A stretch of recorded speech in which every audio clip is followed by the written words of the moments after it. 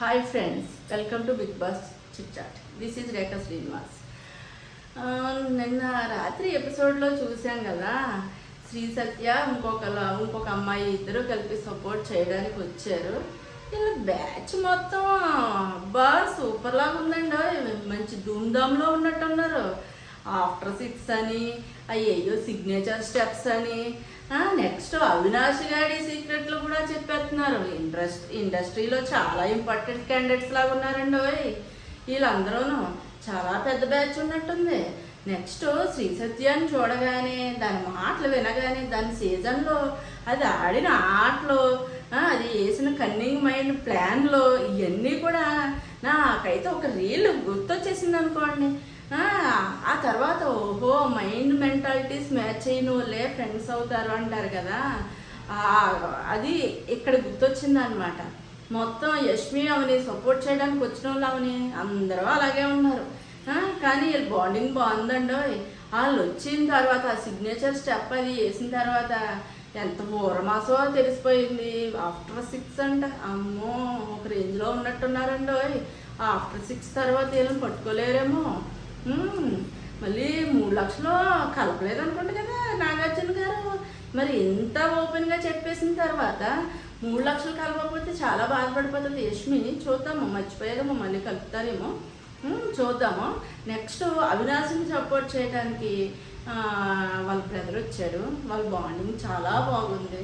ఆ డైలాగులు చెప్పడం కానీ అసలు మంచి టాలెంట్గా ఉన్నారు. కానీ వాళ్ళ బ్రదర్ కొంచెం ఎక్కువగా ఎక్కడా కనపడతలేదు అనుకుంటా. ఎక్కువ అవినాశది ఉంది. ఆయన వెనకాల ఉండటం వలన వాళ్ళ బ్రదర్ ఇంకా పైకి రావాలి. కానీ సూపర్ టాలెంట్, సూపర్ బాండింగ్ ఉంది. డేంజర్ జోన్ వరకు వెళ్ళిపోయాడు పాపం అవినాష్. ఏదో వైల్డ్ గెస్ కిందో ఏమో, మొత్తానికి నవీలు షీల్డ్ ఉపయోగించడం వలన లాస్ట్ మినిట్లో గండం గడిచి పిండం బయటపడినట్టు అయ్యింది అవినాష్కి పాపం. నెక్స్ట్ నవీలు ఎవిక్షన్ పాస్ వృధా అవ్వకుండా సేవ్ అయ్యింది. దానికి ఒక వాల్యూ పెరిగింది అని అనుకోవాలి. నెక్స్ట్ ఈ తేజగాడు ఏంటండి, తెలివే కానీ ఒక్కొక్కసారి అతి తెలివైపోతుంది. అవినాష్ సేవ్ అయ్యాడు అంటే నేను ఎలిమినేషన్ సారు అంటే వాళ్ళు చెప్పేంత వరకు ఉండాలి కదా. లేనిపోయిన ఐడియా ఇచ్చినట్టు అయింది. కొంచెం టెన్షన్ పెట్టేసి వదిలేసారు బిడ్డని. లేదంటే ఇంకో కేజీ తగ్గిపోతాడు పాపం ఆ టెన్షన్ తట్టుకోలేక. ఆ రకంగా ఎవిక్షన్ పాస్ యూజ్ చేసి అవినాష్ని కాపాడారు. నెక్స్ట్ వచ్చి ఎవరిని, నిఖిల్ని సపోర్ట్ చేయడానికి వచ్చారు. బాగుంది. ఆల్రెడీ తన మంచి హైప్లో ఉన్నాడు, బాగా ఆడుతున్నాడు. వాళ్ళ నాన్న కూడా చాలా ఇన్నోసెంట్గా బాగున్నారు. వాళ్ళ అమ్మ వాళ్ళ నాన్నగారి కన్నా వాళ్ళ అమ్మ చాలా యాక్టివ్గా ఉన్నారు. అందుకనే హౌస్లోకి పంపించినట్టున్నారు. ఆ రకంగా తన ఆట ఉండే కొత్త ట్విస్ట్ అంటే. ఇంకోటి ఏంటంటే, సండేలో అంతగా చెప్పుకోవడానికి ఏమీ ఉండదు, ఎందుకంటే ఫన్ ఎక్కువ ఉండదు కదా. ఈ ఫన్ అనగానే మూవీకి సంబంధించిన ఏయో టాస్క్లు ఎత్తారు. ఆ టాస్కుల్లో 90% విష్ణుప్రియదే కనపడుతుంది. ఈ మధ్య రోహిణితోటి బాగా, విష్ణు తర్వాత డ్యాన్స్ లాంటి ఇంక రోహిణి అన్నట్టుగా చేస్తుంది. చాలా చాలా బాగా చేస్తుంది విష్ణుప్రియ. ఇంక దాన్ని కొట్టేవాడే లేడనమాట, అంత సూపర్గా చేస్తుంది.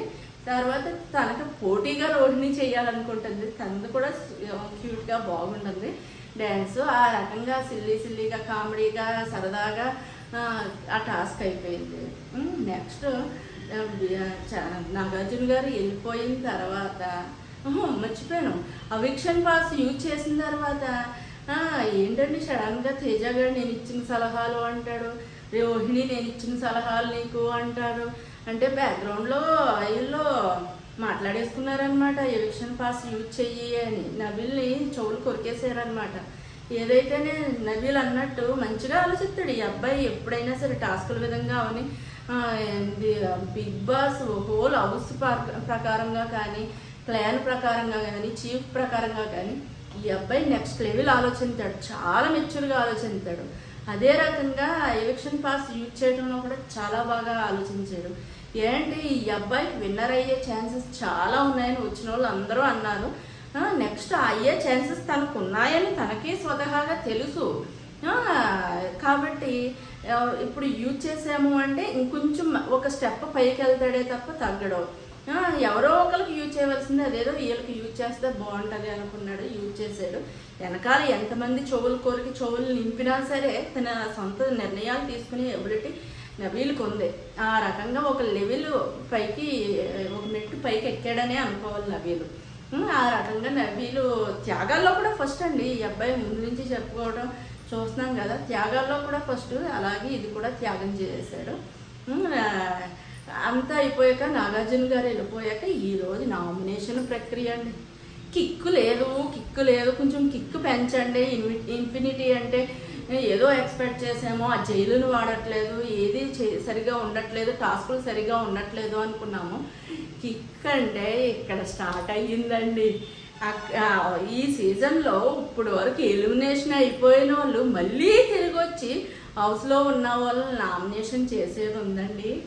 ఈ ప్రక్రియ దీనికోసమైనా ఈరోజు లైవ్ పెట్టుకుని చూడాలనుకుని నేను అన్ని పనులు చేసుకుని రెడీ అయిపోయానండి. మొత్తం మీద రసవత్తరంగా తయారవ్వబోతుంది. దీని మీద షార్ట్లు కానీ వీడియో కానీ చేస్తాను, అవి చూసి సపోర్ట్ చేయండి ఫ్రెండ్స్.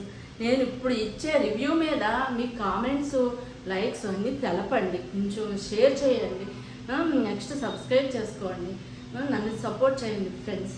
బాయ్.